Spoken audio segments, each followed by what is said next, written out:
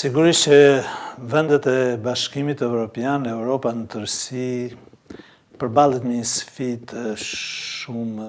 të rëndësishme, një sfidë ndoshta më të rrezikshme që prej luftës së dytë botërore.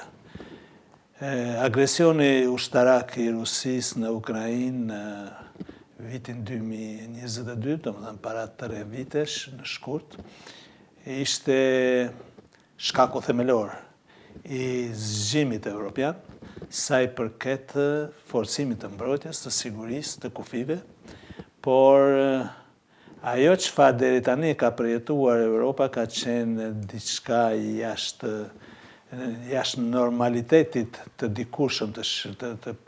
gjysmës së parë të shekullit të 20, kur Europa kaloi 2 luftra botërore.